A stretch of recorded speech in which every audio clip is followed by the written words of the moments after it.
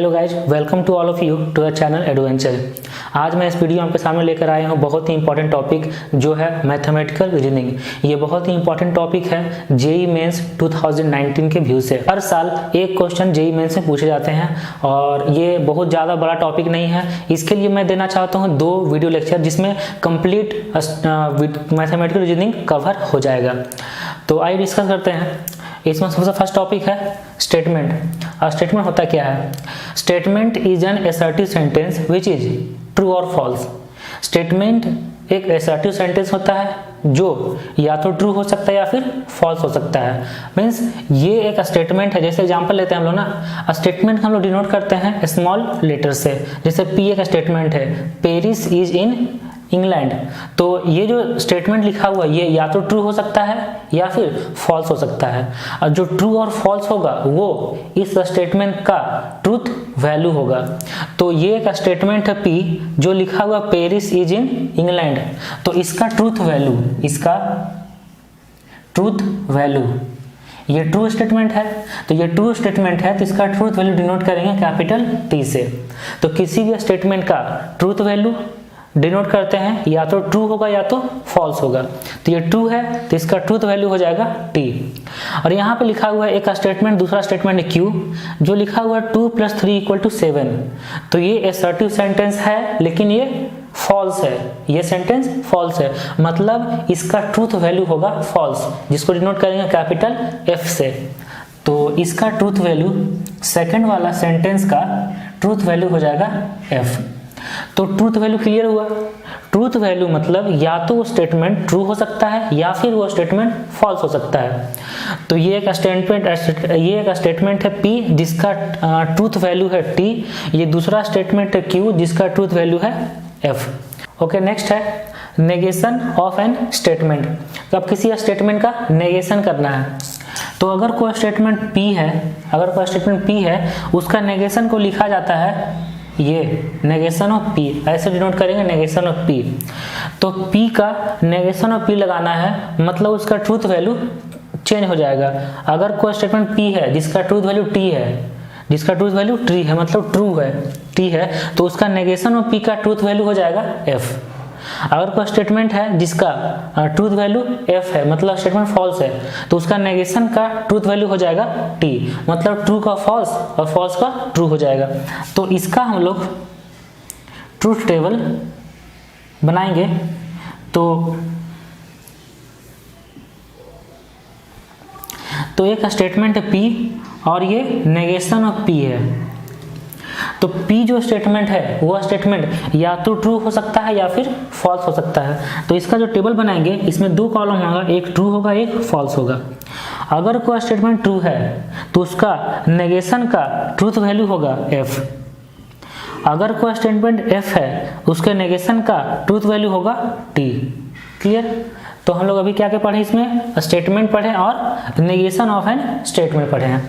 अगर कोई statement P है तो उसका नेगेशन को डिनोट करते हैं नेगेशन ऑफ P, इस टाइप से।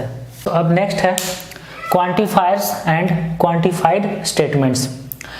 तो क्वांटिफायर्स एंड क्वांटिफाइड स्टेटमेंट होता क्या है ये समझते हैं। The symbol this stands for all values of known as universal quantifiers. मतलब जिस स्टेटमेंट से ये फीलिंग आए या फिर ऐसा लिखा रहेगा सिंबल दिस, तो समझ जाना है कि इसका मतलब है all values of. And the symbol this stand for there exist known as existential quantifiers. जिस स्टेटमेंट से ये क्लियर हो कि ये क्लियर होगा कि देयर एग्जिस्ट, तो समझ जाने कि वो है एग्जिस्टेंशियल क्वांटिफायर। ये है फॉर ऑल, ये है देयर एग्जिस्ट। तो अगर कोई स्टेटमेंट लिखा हुआ है P for all positive integer n square plus 41n + 41 is a prime number. तो ये एक स्टेटमेंट है और इस स्टेटमेंट से क्लियर हो रहा है फॉर ऑल। ओके, तो ये एक क्वांटिफाइड स्टेटमेंट है जिससे क्लियर हो फॉर ऑल या फिर देयर एग्जिस्ट, तब उस स्टेटमेंट को हम लोग बोलेंगे क्वांटिफाइड स्टेटमेंट।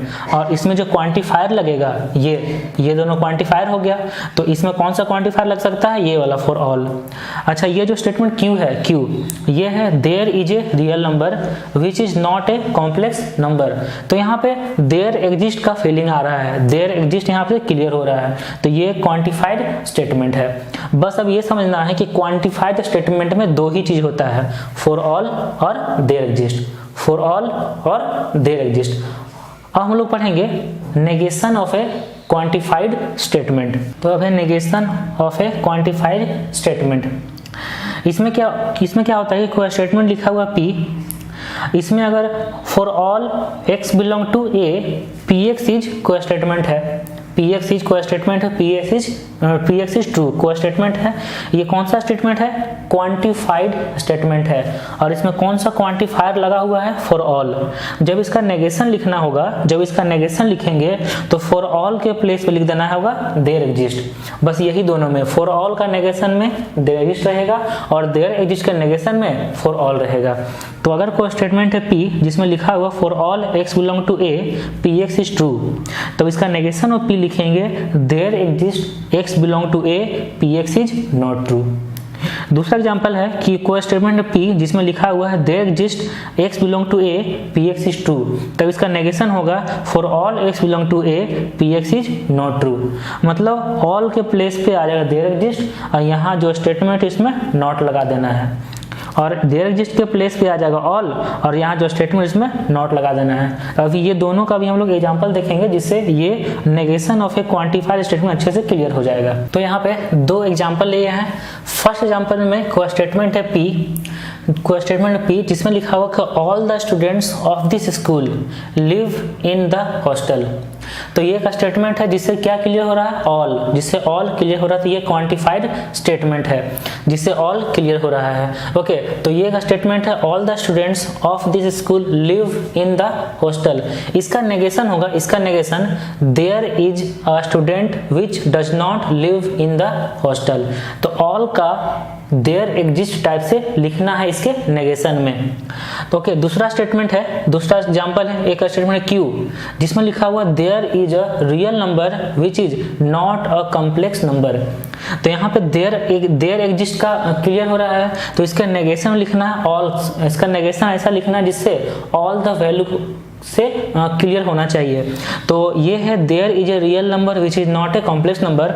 तो इस क्वांटिफाइड स्टेटमेंट का नेगेशन होगा every real number is a complex number. तो देयर एग्जिस्ट का ऑल द वैल्यू क्लियर होना चाहिए।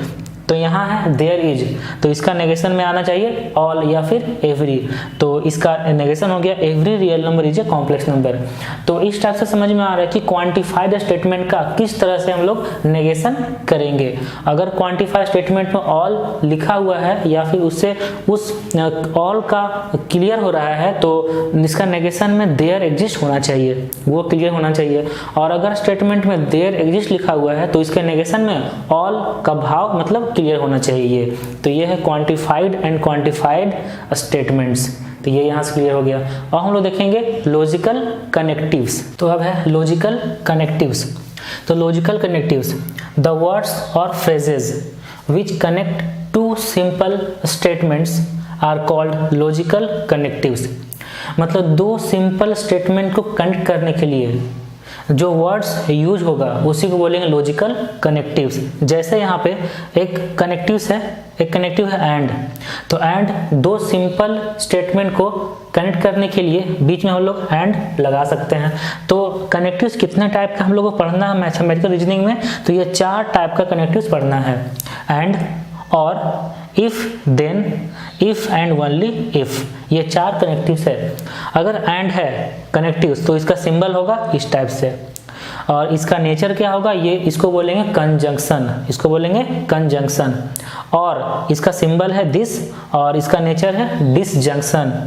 इफ देन कनेक्टिव्स, इसका सिंबल है दिस, इसको पढ़ेंगे conditional. If and only if, इसका सिंबल है दिस और इसको पढ़ेंगे बाई कंडीशनल। मतलब conjunction, disjunction, conditional and by conditional, ये 4 लॉजिकल कनेक्टिव्स है मैथमेटिकल रीजनिंग में। और हम लोग एक एक करके सारा चीज को पढ़ेंगे। तो कंजंक्शन, तो कंजक्शन में ये सिंबल होता है। अब हम लोग देखते हैं कि कंजक्शन का ट्रूथ टेबल क्या होगा। ट्रूथ टेबल फॉर कंजक्शन, तो एक स्टेटमेंट है P और एक स्टेटमेंट है Q। तो दो स्टेटमेंट होना चाहिए कंजक्शन लगाने के लिए। तो दो सिंपल स्टेटमेंट है, एक P है और एक Q है।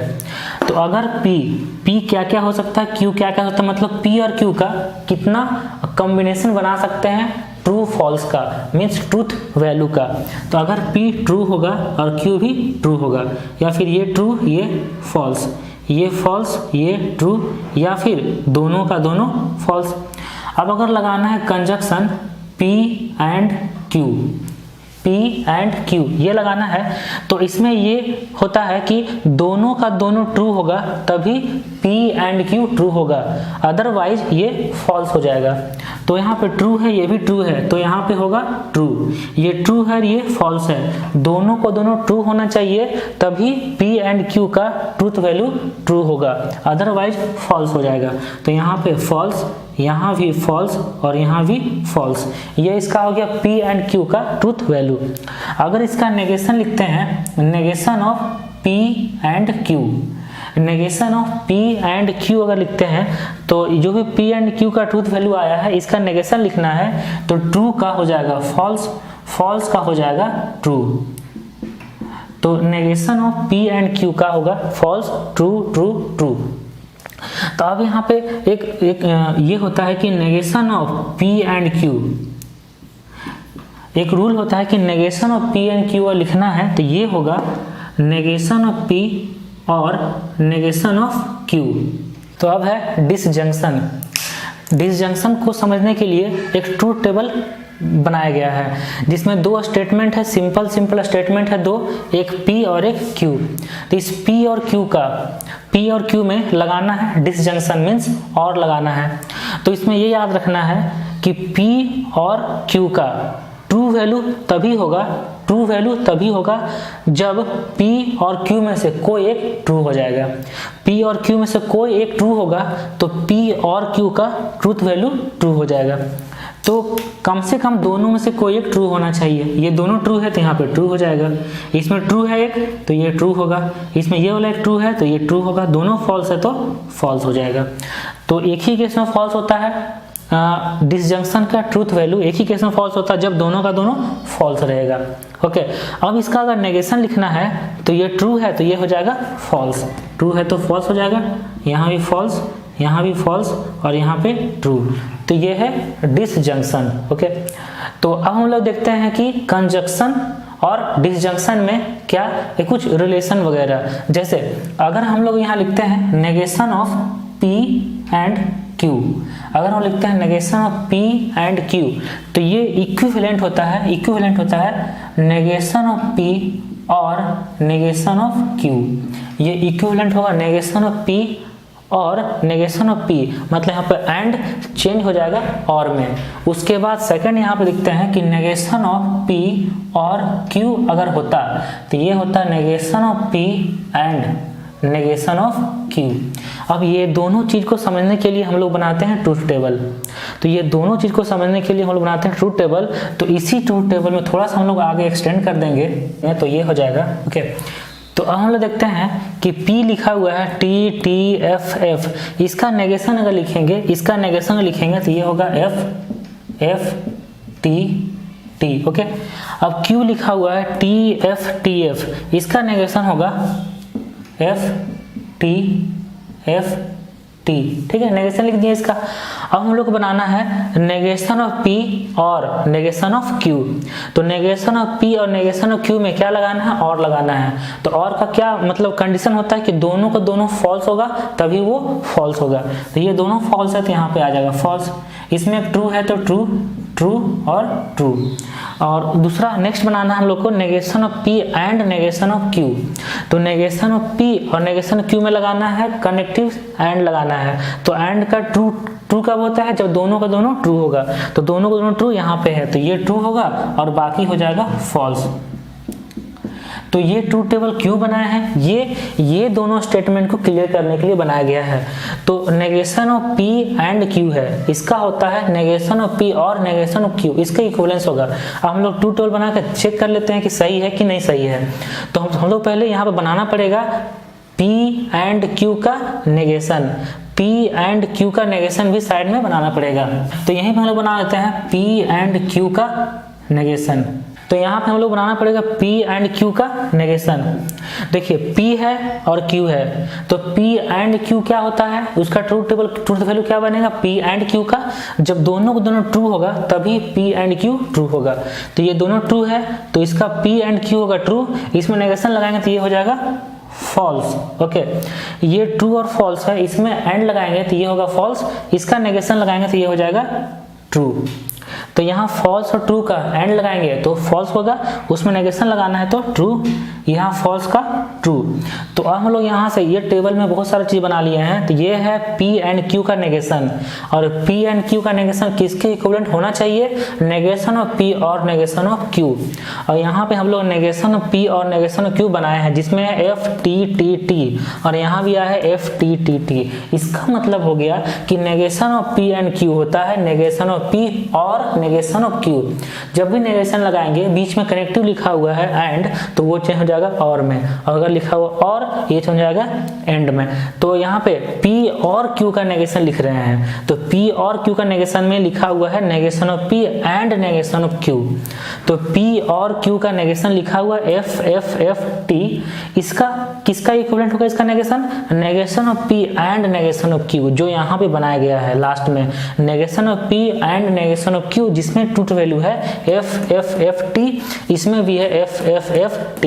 इसका मतलब है कि नेगेशन ऑफ P और Q लिखना होगा तो वो लिखा जाएगा, वो इक्विवेलेंट होगा negation of P and negation of Q का। तो अभी हम लोग दो लॉजिकल कनेक्टिव्स पढ़ लिए हैं, एक कंजंक्शन और एक डिसजंक्शन, और ये दोनों का नेगेशन भी पढ़ लिए हैं। देखिए ये ट्रूथ टेबल था। ओके, अब हम लोग पढ़ेंगे इसके आगे इफ देन वाला, मतलब कंडीशनल कनेक्टिव्स और बाई कंडीशनल कनेक्टिव्स। तो अब है कंडीशनल का हम लोग देखते हैं ट्रूथ टेबल। तो दो स्टेटमेंट है, दो सिंपल स्टेटमेंट है, एक P और एक Q। इसका ट्रूथ वैल्यू का अरेंजमेंट करते हैं।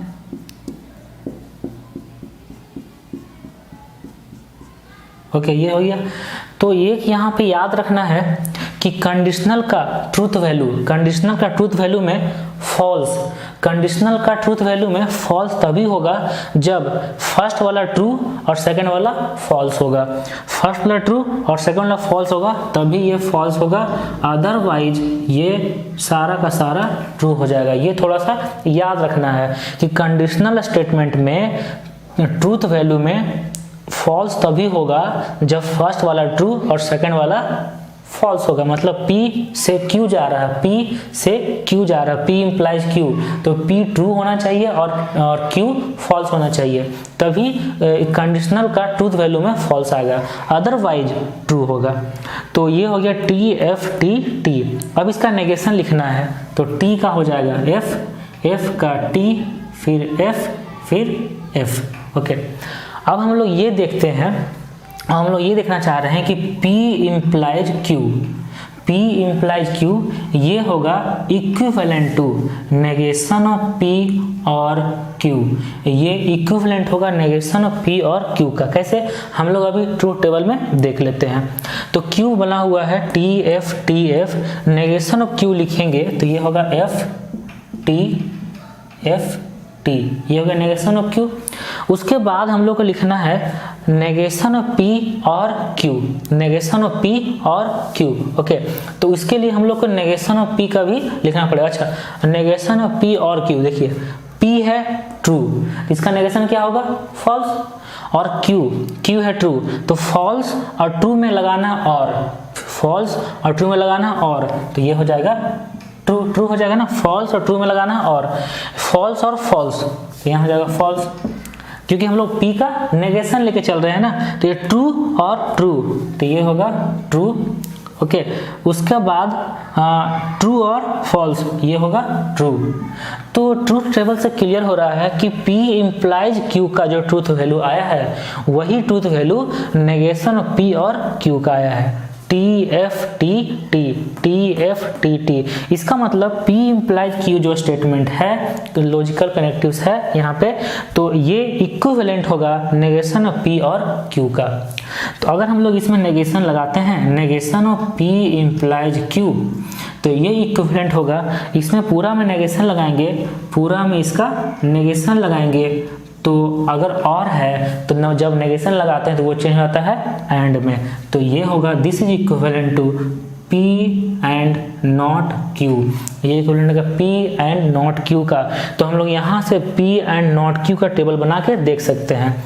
ओके, तो P and not Q, P है ट्रू, नॉट Q है F, दोनों में लगाना है एंड, तो एंड में क्या होता है कि दोनों को दोनों ट्रू होगा तभी ट्रू होगा, तो यहाँ T है यहाँ F है, तो ये हो जाएगा F, यहाँ T है यहाँ पे और T है तो ये होगा, तो एंड लगाना है तो ये हो जाएगा T। ओके, यहाँ F है यहाँ पे F है तो ये होगा F, यहाँ पे F है यहाँ पे T है तो ये हो जाएगा F, दोनों का दोनों ट्रू होना चाहिए तभी ट्रू होगा।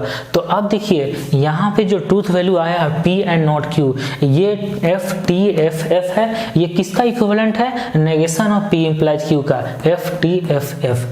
तो ये जो सेकंड वाला चीज लिखा हुआ ये यहाँ से वेरीफाई हो गया, तो P इम्प्लाइज Q इक्विवेलेंट होगा नेगेशन ऑफ P और Q का, इसमें नेगेशन लगाएंगे तो ये इक्विवेलेंट होगा P एंड नॉट Q का।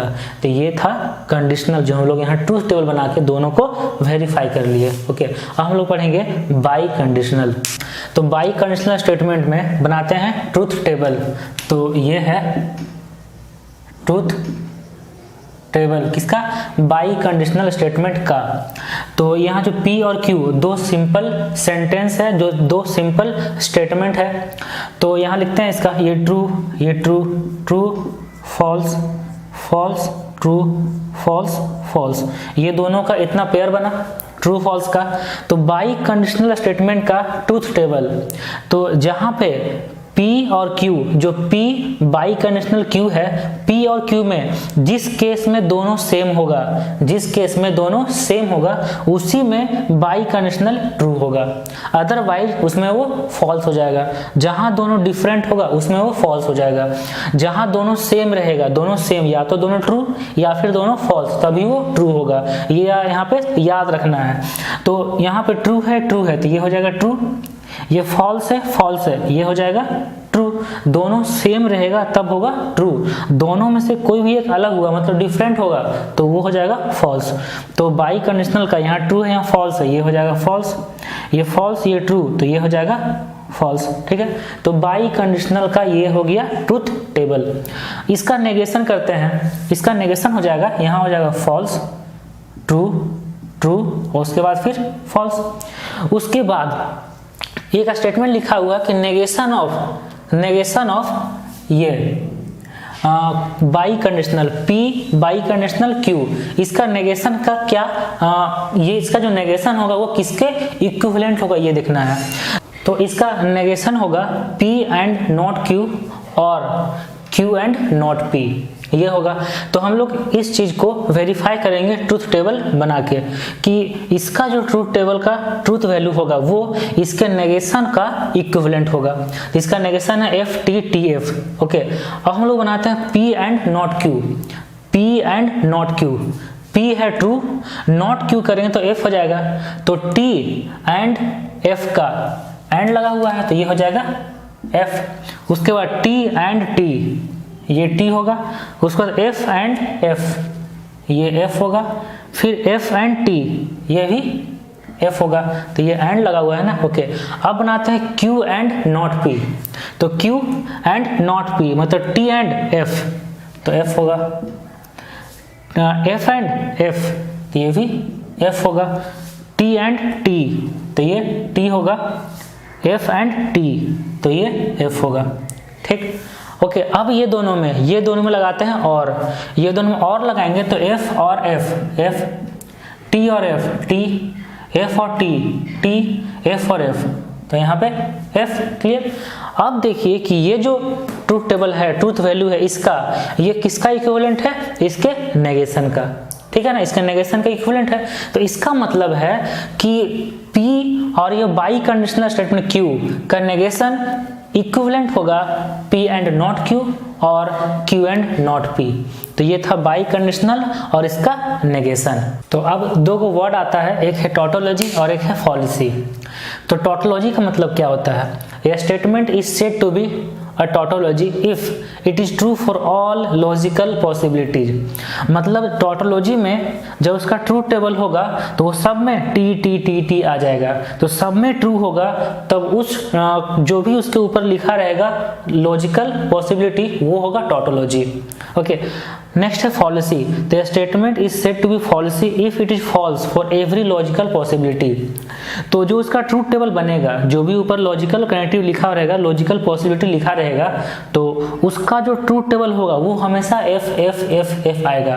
तो अगर एफ एफ आएगा, सब में फॉल्स होगा तो उसको बोलेंगे फॉलिसी, और सब में अगर ट्रू ट्रू ट्रू आएगा तो उसको बोलेंगे टोटोलॉजी। तो यही दो वर्ड है। तो अब तक जितना पढ़ाया गया है इस वीडियो में मैथमेटिकल रीजनिंग में, इतना ही टॉपिक से आप मैथ्स में एक क्वेश्चन बना सकते हैं। एक ही क्वेश्चन आता है, इससे ज़्यादा आपको पढ़ने की ज़रूरत नहीं है।